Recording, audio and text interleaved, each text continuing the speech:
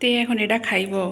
এখন রাত বাজে মনে হয় 10টা 10:30টার মতো, অলমোস্ট 10:30 এরকম বাজে।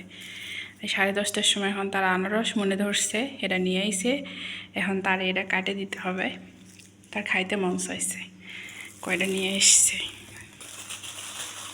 আনারসগুলো কিন্তু অনেক সুন্দর, অনেক পাকা আর অনেক সুন্দর ফ্লেভার। আর এই আনারসগুলো কিন্তু পাহাড়ি আনারস, আর পাহাড়ি আনারস সবসময় অনেক বেশি মজার হয়। দুইটা আনারসই অনেক সুন্দর, আর এই আনারসগুলো কিন্তু অনেক মিষ্টি হয়।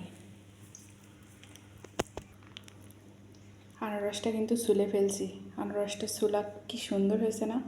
এই যে পুরোটা গোল করে ছুলে ফেলছি। এইভাবে আনারস ছিলতে কিন্তু সেই মজা লাগে।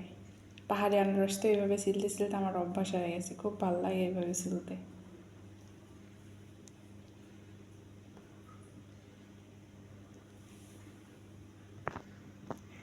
এই যে আনারস কাটা রেডি, এরকম করে পিস পিস করে কাটে নিছি। এখন এটা একটু হালকা লবণ দিয়া মাখাই দিলে, এটার সাথে মরিচ দিলে আরও বেশি মজা লাগে, কিন্তু মরিচ তো খায় না। তো এরকম করেই শুধু হালকা একটু লবণ দিবে এর ওপরে।